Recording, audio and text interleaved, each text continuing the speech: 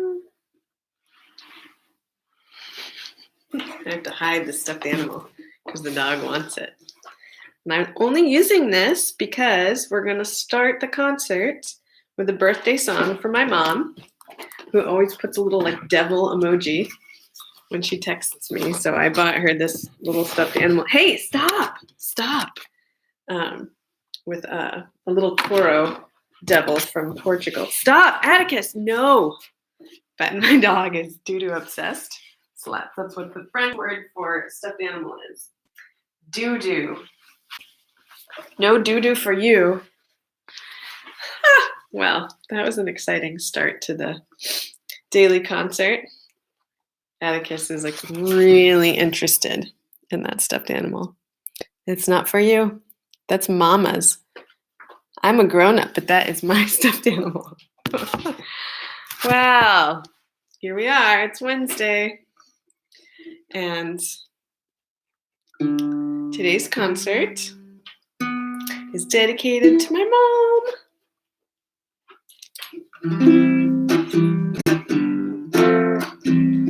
Yes, you can get your other stuffed animals, Atticus. It's my mom's birthday. She's in lockdown in Massachusetts. It makes me think of the good old days. Happy birthday to you. You sure grew out of your baby ways. Happy birthday to you. It's your birthday. Wish you many more. Health and wealth and friends by the score. Cut the cake and let's eat some more. Happy birthday to you. Happy birthday to you. Happy birthday to you. Happy birthday, Mom. Atticus brought over his polar bear doo-doo just for you. Oh no, it's not for your grandma? No? Okay, fine. He's just teasing you apparently. So happy birthday. The other day, my mom requested some factory songs. So I'm going to play a few songs that I wrote when I was a park ranger in Massachusetts at a National Historical Park in Lowell, Massachusetts. And this is a place that tells the story of the Industrial Revolution in the United States and the story of young women leaving the farms to go work in factories, and then later immigrants coming to work in the factories in some pretty awful conditions. But also, like any story, it's not just, or any person, it's not just like good or bad. It was really empowering for young women to have work, and to be able to leave their homes and support themselves financially. It was really, factory work created new possibilities for people coming from other countries to be able to create a better life for their children. So not unlike a lot of what we see, today with people, traveling to different countries in search of different work opportunities and, to try to basically create a safer, better life for their children. I'd love it if it wasn't necessary. I think, there's some big changes that would benefit, the world. But I'm going to just play some of these songs because some of those big changes are a little bit out of my reach. So this is called I Was a Mill Worker. And I wrote this song from from oral history, so interviews with the last generation of factory workers. These were the children of immigrants who worked in the factories in the 1900s.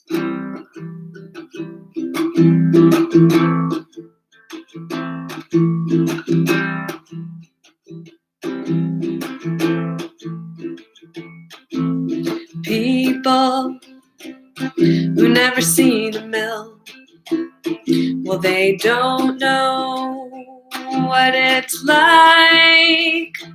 They just wear the clothes. Don't ever think about how a man worked hard to make those clothes. I was nervous, learning a new job, and I was so very young. But my father was the only one working. I had to help him, so I left school, and I was a mill worker all my life. I worked hard for every penny I earned, every penny all my life.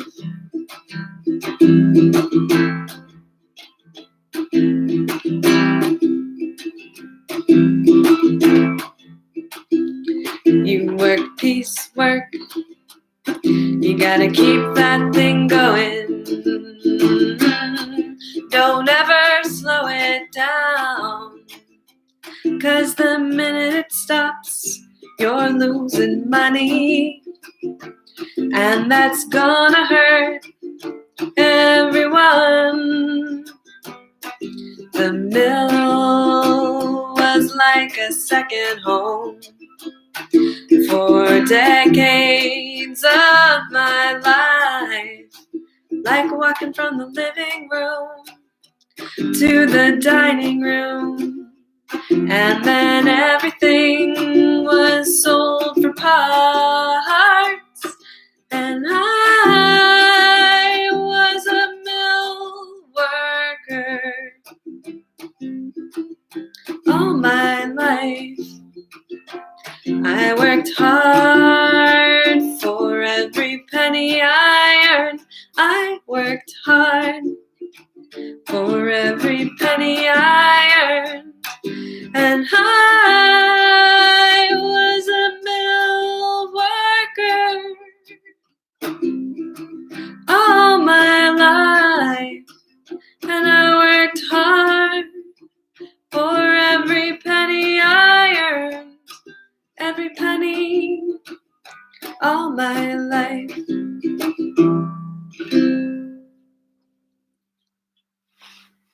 What are you doing, Atticus? He is pouting in his crate right now. And he's also telling me, I think, that he wants food because he's like licking his crate. Like, I'm just so hungry that I'm licking the crumbs. Nobody feeds me. I have such a hard life. I thought I would change perspective a little today so that you could see, like, ooh, look at all the typewriters. Isn't that beautiful? A little like yogi. This is, fun ways to share our lives in lockdown to to give you a little perspective on different people's homes. There's like Facebook groups that are like a view from my window. Well, here's a view inside my home. I really love all things with stories, whether they're animate or inanimate.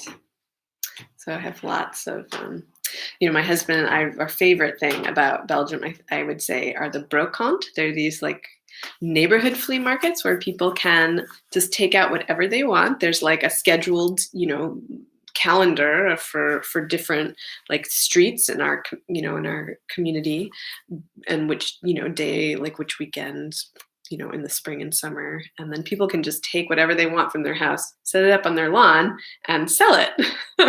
And it's so cool because you just find all these like amazing treasures, and you get to chat with people about like where they came from and the stories behind them, which is really neat. Sadly, I think probably there won't be many brokant because virus, So anyway, I'm going to play a song called City to Remember. And it's kind of this idea. It's about the city of Lowell, and it's a story that a colleague of mine had shared about when she first went to work in Lowell and finding these old empty buildings that were kind of haunting. And, it's like she could imagine the people still working there and the machines running and the sound. And some of them still had old machines. And so it's this idea that, if we don't tell the stories, then these places can disappear, or these stories can disappear. So, City to Remember.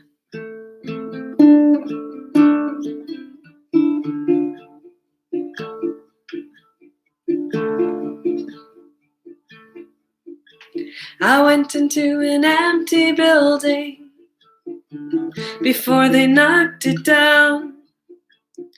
Long ago. Oh, wait. Wow, I like totally forgot the words. This has happened to me. I was just thinking as I started playing it. I wonder if I'll forget the words altogether, like the last time I tried to play it for someone. Let's try again. I went into an empty building before they knocked it down. Once it was a working factory, now it was silent. It felt abandoned like a chasm, like looking at the sky.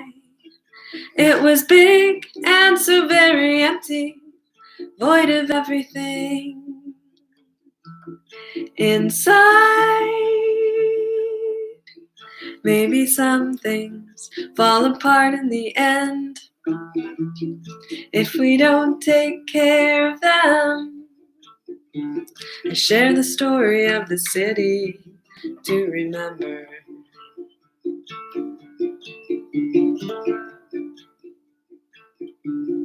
In my head I could hear the looms. I saw people running back and forth. Long ago people came to Lowell to make a living. There are stories of the Irish. They came here and put down roots. For people from many places, Lowell is home. It's home.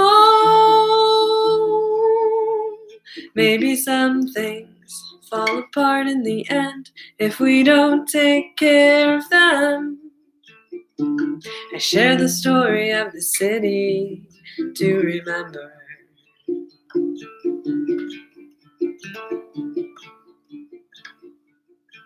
Some people say the city was forgotten when the industry went south. There are places here that feel abandoned, like they're waiting. Oh, I love the story of this city, how it came to be. So much has changed in a short time, and it is changing. It's changing still.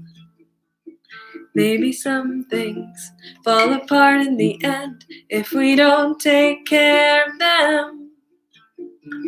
I share the story of the city to remember. I share the story of the city. I share the story.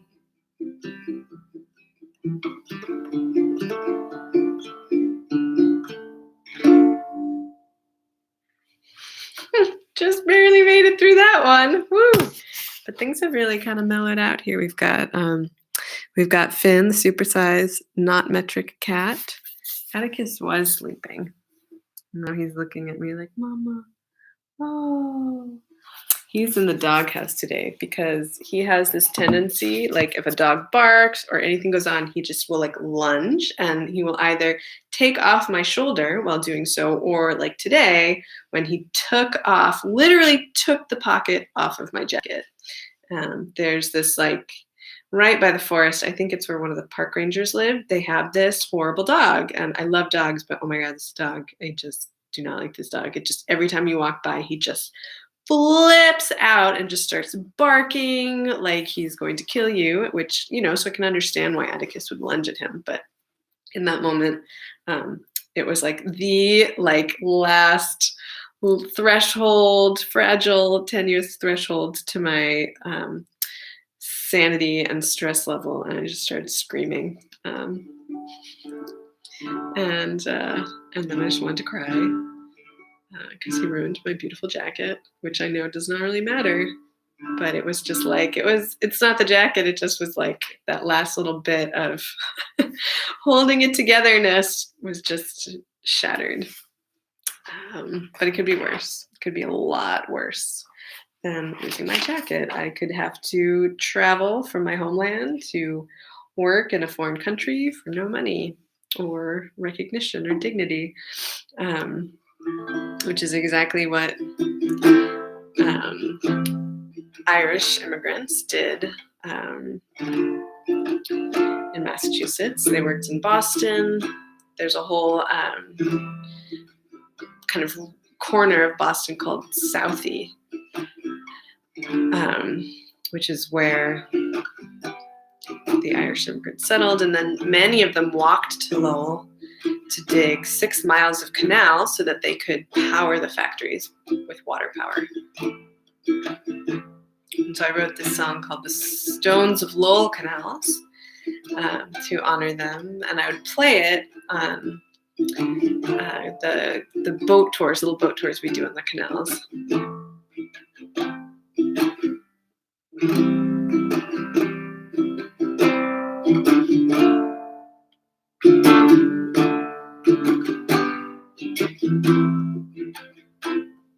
So keep my little like meltdown in perspective. 25 long years we worked the rock and stone, left wife and child and hearth behind, so very far from home. There's work for man in Lowell. We Irish heard the call, on foot from Boston, 30 miles, to build these walls of stone. Near 6 miles long, we built them all by hand, a memorial in rock and stone.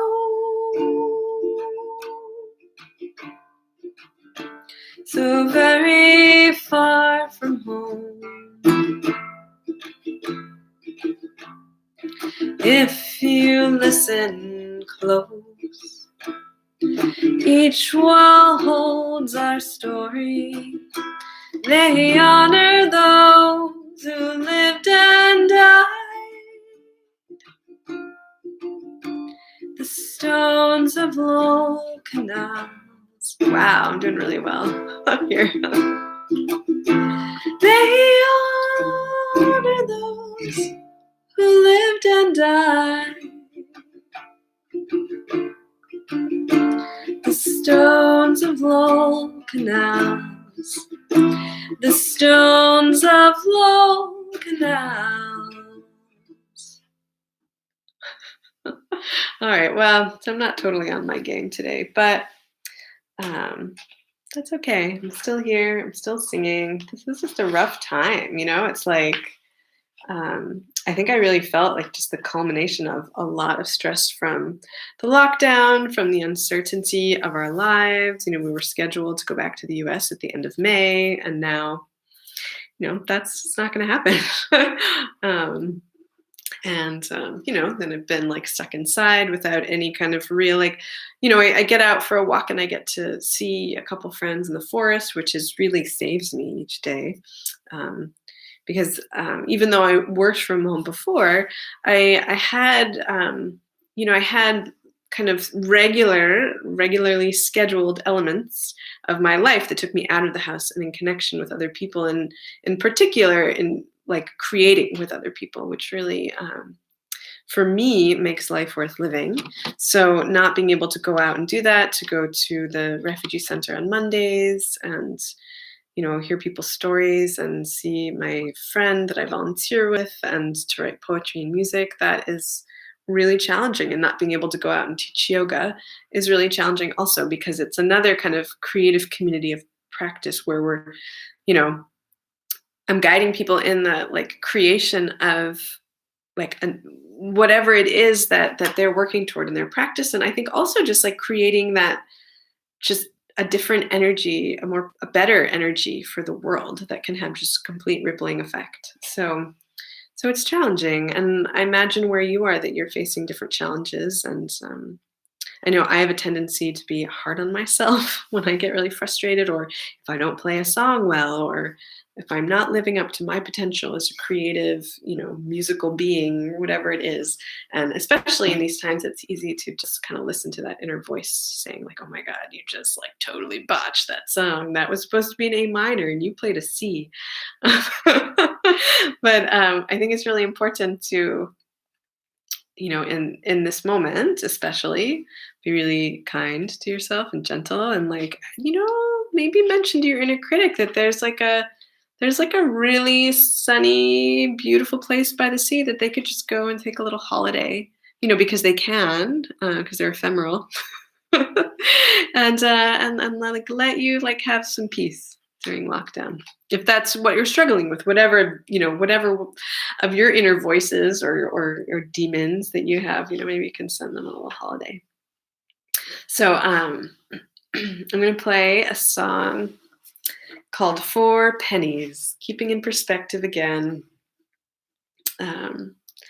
just that life can be really difficult, but in that difficultness, I don't know if that's a word, in that, amidst the struggle and the challenges, particularly if you spend your life working in a factory in the 1900s or now, or whatever your work is, whatever your life is. Maybe you have little kids, maybe you have something else that's a challenge. There's still ways to cultivate joy and gratitude. And so at least that's the message that I find in the song, and whatever message you find, that's your prerogative, because it's art.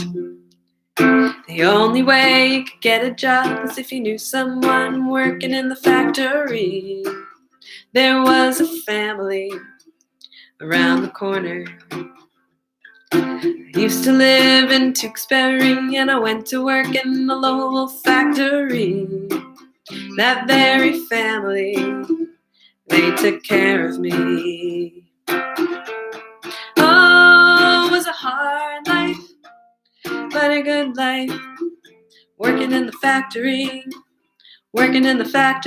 hasn't hurt me. Got put on weaving that first week, got in trouble for poor quality.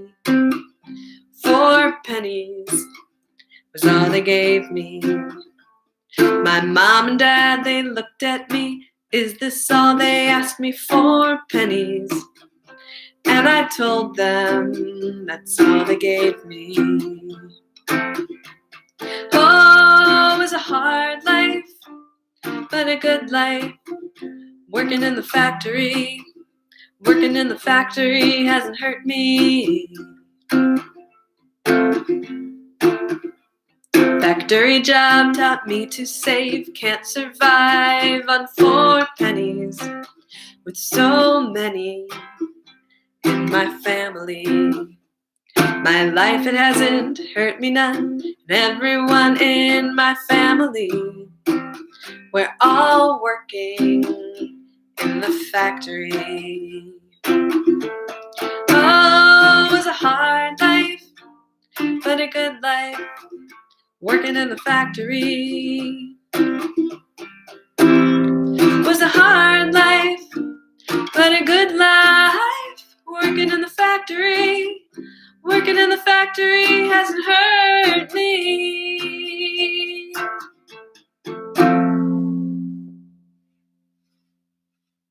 Four pennies. Sometimes my husband and I will be chatting back and forth about something or the cost of something. They'll be like, 4 pennies. I'm really loving the little chat box today. Like, people seem to be enjoying the typewriters and sending birthday wishes to my mom, which is really fun.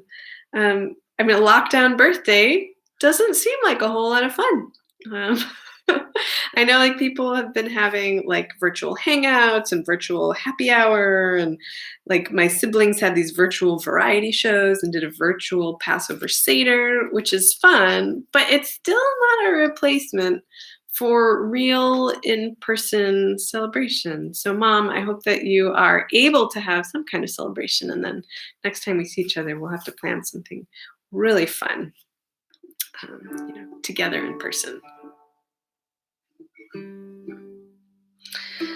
So, some of these songs are kind of melancholy. Some of them are upbeat, like that Four Pennies.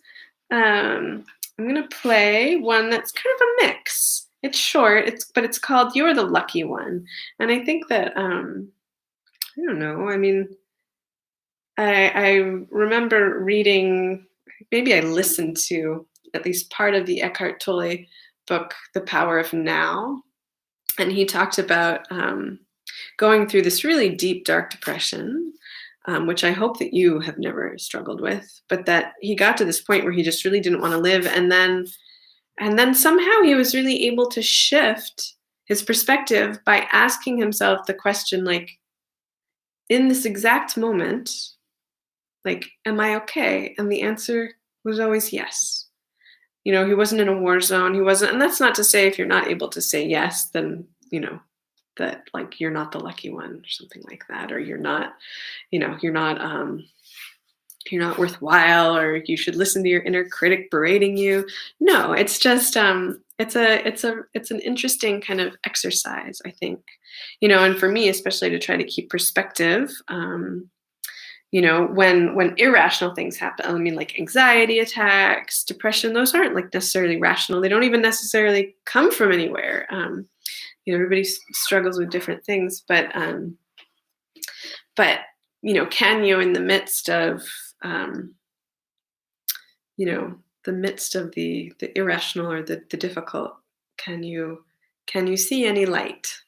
And this song, "You're the Lucky One," is from the story of the son of French Canadian immigrants, and his name was Paul Heureux. He shared this story about getting a factory job, which was like, wow, it's like a lottery ticket win, for people in his community. And so he was simultaneously just like really so grateful to have this job. Like he was the lucky one, he got a job. But at the same time, he was really terrified, especially like when he first went into the factory, and the noise and just the overwhelm of what he had to learn how to do. He felt like, oh my gosh, I just want to like run away and never come back. And whether or not you've worked in a factory, maybe you've had those feelings going to a new school, going to a new job, trying something new. I know, like when I first started volunteering at the refugee center, I was so nervous every time I went there that maybe I wouldn't be able to help people create a song, or maybe they wouldn't like the song that I helped them to create. Just all of that kind of the little voices. Let's quiet those voices for now and just think about gratitude.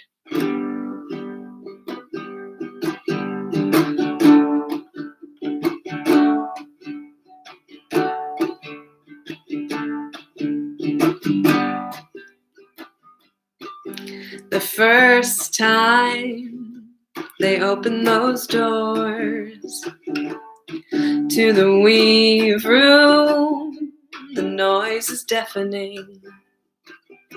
It scares you, feel like running out and going home.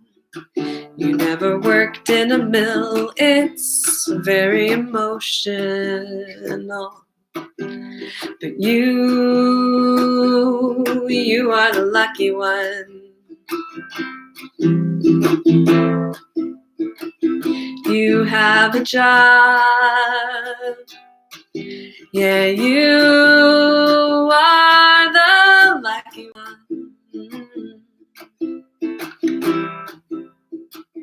You have a job. They bring you there, and they match you with a battery hand. He shows you what to do. The room's so long, you can't see the end of it. You keep telling yourself, I'll never be able to do this. But you are the lucky one. You have a job. Yeah, you are the lucky one. You have a job. You have a job.